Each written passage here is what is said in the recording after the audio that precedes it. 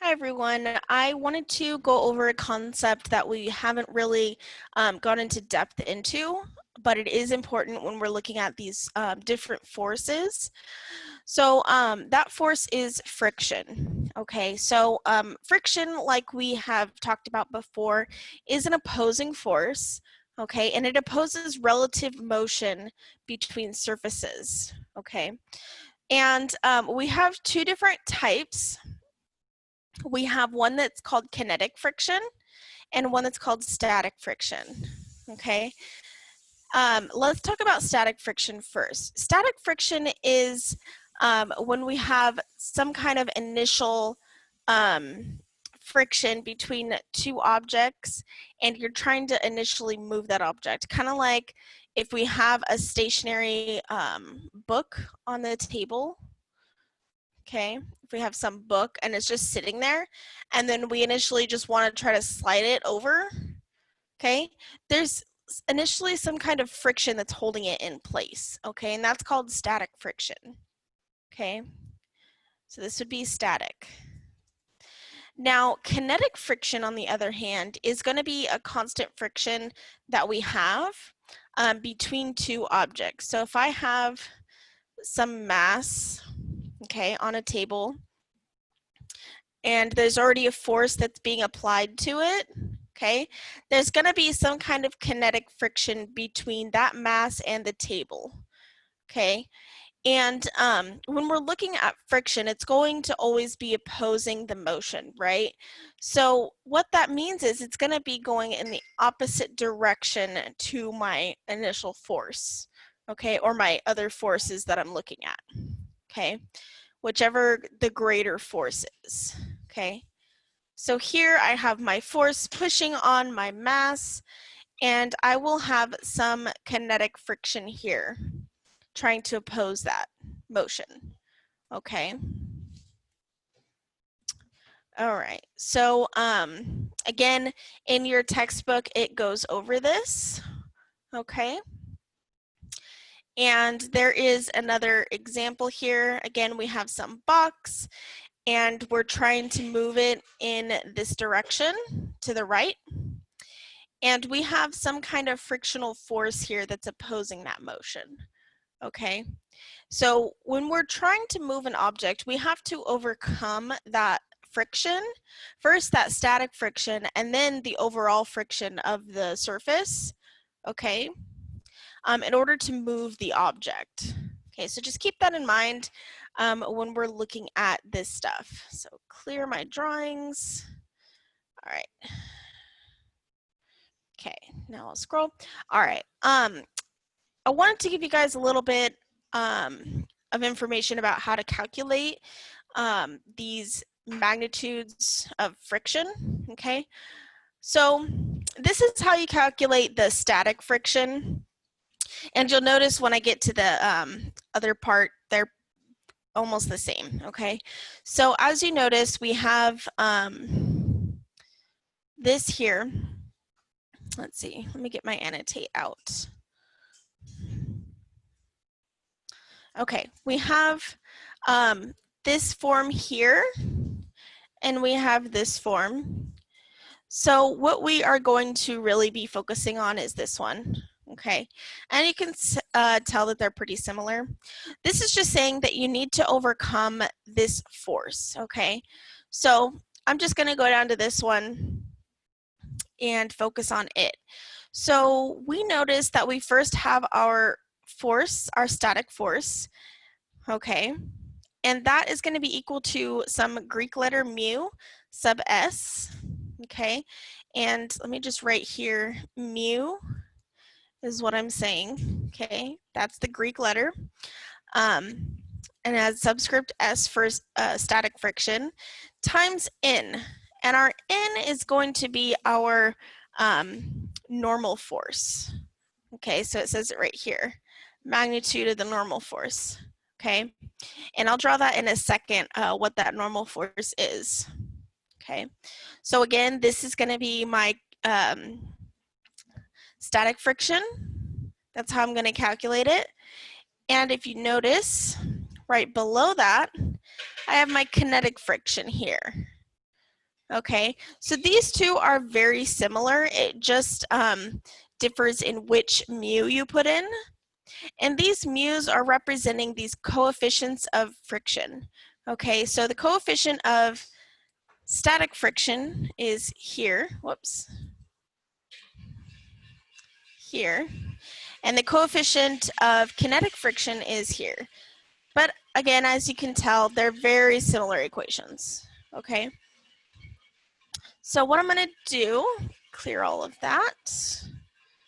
I'm gonna show you guys this big table here. Okay, and this table is to be used in the following way.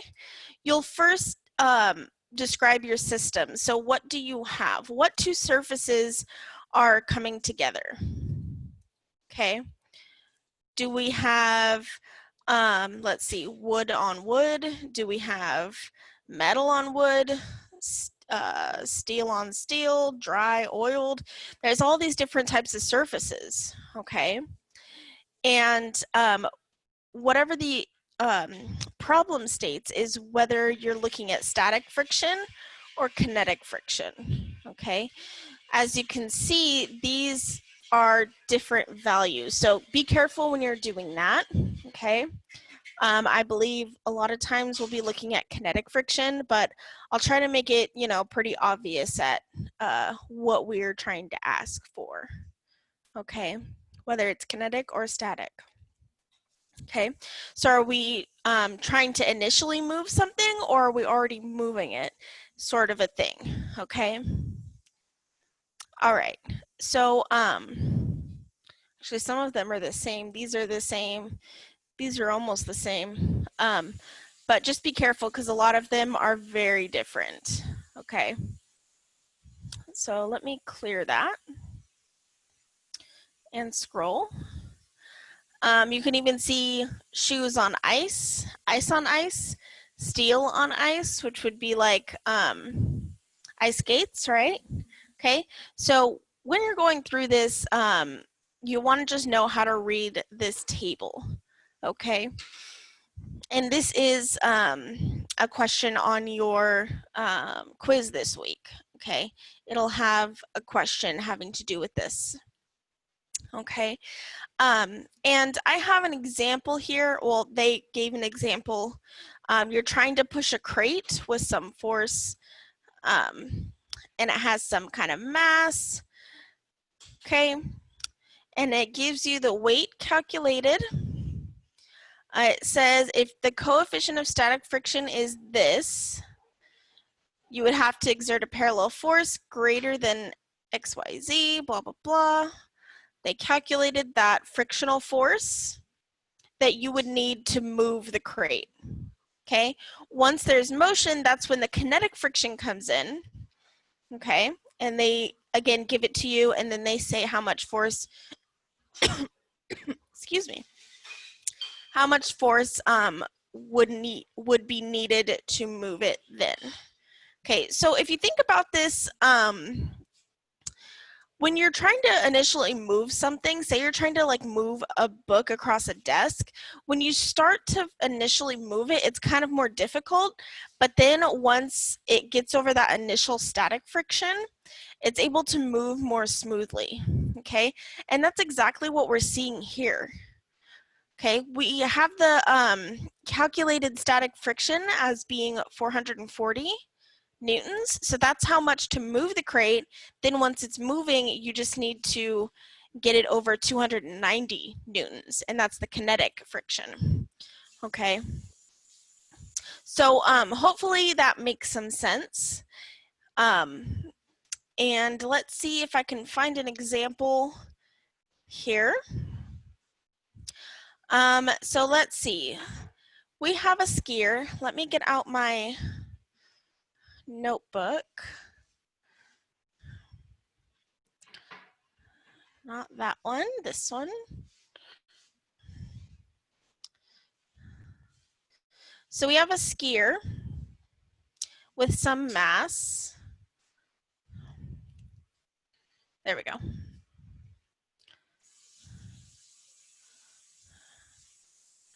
So I'm trying to make it to where we can see most of the notebook over here. Okay. So we have a skier with some mass. So M equals 62 kilograms. Sliding down a snowy slope. Find the coefficient of kinetic friction for the skier. If friction, my friction is known to be 45.0 newtons. So I want to know my kinetic friction. Okay, so let's see. Magnitude is given. Kinetic friction is related to the normal force, right? As we have here. So we need to first determine that weight of the skier, right? And it shows you how to do it here. Okay, but I will try to quickly go through it. So this diagram gives me some more information. Whoops. Pretend that's a right angle. And this is at some theta. She's moving down slope this way, right? Okay. We are going to say, why does this keep doing that? We have some weight, right? But the weight is actually going to be in my y direction only, right? If this is my y and this is my x direction. So this is my weight. So let's see. My weight here is, I'm going to call that perpendicular, like it has in the problem. That's just telling me that it is perpendicular to my surface or at a right angle. Okay, that's what that means. So we have some perpendicular portion of the weight. We also have some parallel portion, which would be these two connected. I'm not going to draw that again because it's right there. Okay, you guys can see it. But that's all it means. It's kind of like saying this is the y and this is the x, but now I'm saying this is going to be the perpendicular and parallel. Okay, so let's see. We know our weight, and our weight also there will be a normal component. Okay, some normal component. And so we need to determine our weight, and in order to do that, we will have to find these components as well. Okay, so let me see, and then we have some kind of frictional force, and that's what we have here. So let's see, find the coefficient of kinetic friction. So let me write this down. So kinetic friction, which is what we have, is equal to mu sub k, which is what we want to know, okay, times n. This is the thing that we need to calculate here. So remember, our normal force is going to be equal to our weight, but it has to be perpendicular. So we just need our weight in our perpendicular direction, like it says here. Okay, so these two should be equal, but opposite directions. Okay, so if that didn't make much sense, hopefully reading this will help. Okay, so what I'm gonna do is I'm gonna solve for this guy here. Okay, so I'm gonna scroll down here a little bit and say my normal force, it should be equal to my weight and the perpendicular. Okay, and again, this is the magnitude. It's obviously not in the same direction. Okay, and so my weight is going to be, my weight is going to be, come on, actually let me get another color, is going to be at some, let's see, which angle is it? This angle here is the same here. These two angles are the same. Okay, here we go. And so, let's see, we have the adjacent over the hypotenuse. So adjacent hypotenuse, that's going to be cosine. Okay, so we need W times cosine of my theta. So that is what we are looking for. This is my W perpendicular, okay? So let's see. Remember that my weight, we need to calculate that, in general is going to be my mass times my gravity, right? So I'll have some mass times gravity. So I can plug all of that into this equation up here. So m times g times cosine of theta. And so now I can solve for my normal force. So that's a lot of work just to figure out my equation. Now I can use my equation and I'll put in my mass. That was 62 kilograms times 9.8 meters per second squared times my theta, which is 25 degrees. That was given in the in this here, in the figure here, okay? And so I will get some value. Let me go ahead and do that in my calculator. 62 times 9.8 times cosine of 25, and that is 550 newtons. Okay, so this is my, I guess that's kind of confusing, but this is my normal force. Remember that, normal force. Okay. All right, so if I go back up, now I can use this equation here and solve for my coefficient of friction. Okay, so I'm going to go ahead and say F sub k equals mu sub k times n. I'm going to rearrange that to solve for this guy. So mu sub k equals F sub k divided by n. And then I will plug in my values. F sub k is what? 45.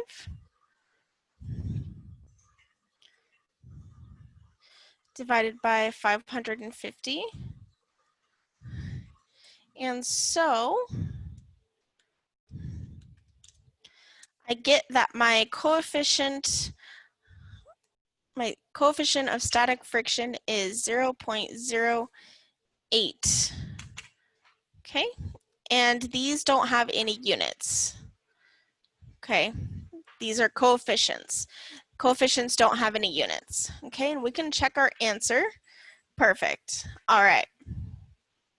So that is one example of how we would use this formula to figure something out. Okay. And then it has and then I'm not too worried. I will go ahead and look at this real quick for you. So this is a simulation by PhET, and it's looking at friction. So I have my forces that I want to look at, and say I want to put this present on there, and I'm trying to move this box. Okay. I can't move it yet. So I'm trying to apply some force, but I haven't overcome my static friction yet. Okay, and as you can see, I'm applying force in, or to the right, and my frictional force is to the left. Okay, so this is how you can kind of experiment with it, with friction, and see how many newtons it takes. And if I stop again, notice one thing. So when I'm moving or increasing my applied force, okay, you can watch the frictional force, the little arrow. You can watch it suddenly decrease. So right about, let's see, there, okay? So we had that initial friction, and that's our static friction. And so it was much larger, but then once we overcame that, the frictional force decreases, okay?